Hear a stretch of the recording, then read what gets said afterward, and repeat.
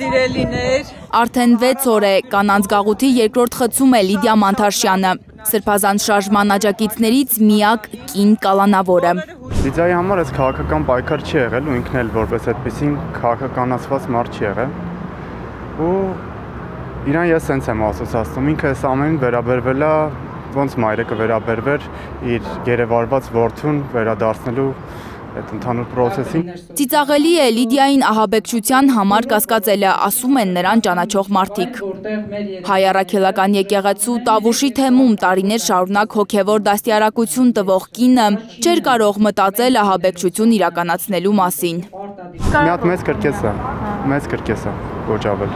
Սրբազան պայքարը շարունակվելու է, քանի դեռ գոյություն ունի գոնե մեկ արժանապատիվ հայ մարդ, գրել է Լիդիա Մանթաշյանը կանանց գաղութից։ Նա վստահեցրել է, որ սրբազաններին կալանավորելով հնարավոր չէ կոտրել հայ ժողովրդի սրբազան պայքարը։ Ուտեղ ինքը իր խարակտերն է ցես տալիս։ Ինքը շատ պինդ մարդ է։ Вообще իր տեսակը շատ քիչ հանդիպելի է։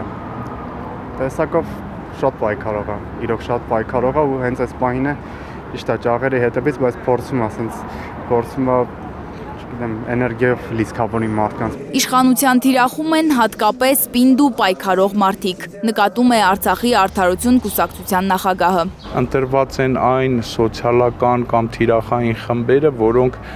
պատրաստ են այսօր պայքարելու հանուն հայկականության, հանուն հայ ազգի, հանուն Արցախի, որովհետև նույն զոհված զինծառայողների հարազատները իրենք ինչպես կարող են մոռանալ փակել Արցախի հարցը, երբ որ իրենց զավակները եւ որդիները իրենք թողել են Արցախում։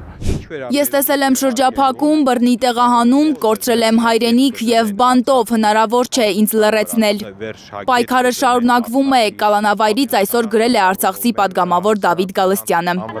Նրան ու եւս 14 քաղաքացու բերման էին ենթարկել Բագրատ Սրբազանի կալանավորման օրը։ Փաստաբանն հազանգում է, որ խախտվում են իր պաշտպանյալի իրավունքները։ Մեզ ձգում է նաև պաշտպանություն իրականացնելու եւ նախապատրաստելու, քանի դեռ մենք չգիտենք թե հստակ ինչ գործողություններ է վերագրվում Դավիթ Գալստյանին, ըստ էության չենք կարող նախապատրաստել մեր պաշտպանությունը։ Դավիթ Գալստյանի հետ միևնույն խցում է եղել 44 օրյա պատերազմում զոհված Հակոբ Ռոստոմյանի հայրը Արա Ռոստոմյանը։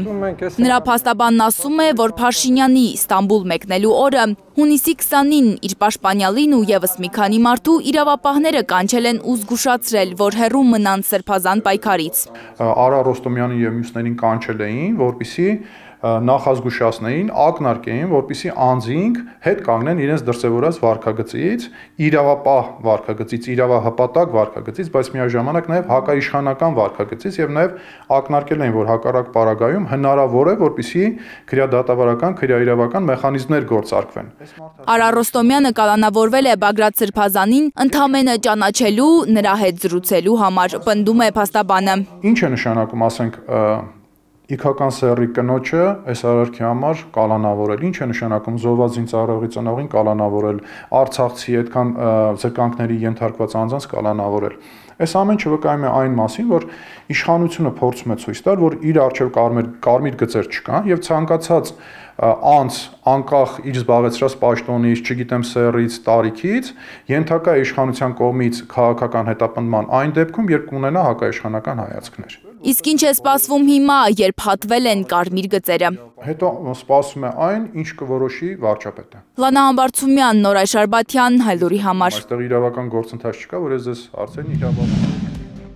Հայաստանում եւ աշխարհում տեղի ունեցող իրադարձությունների մասին առաջինը իմանալու համար բաժանորդագրվեք մեր ալիքին։ Սեղմեք զանգակը, որ բաց չթողնեք ամենահրատապը, ամենակարևորն ու հետաքրքիրը։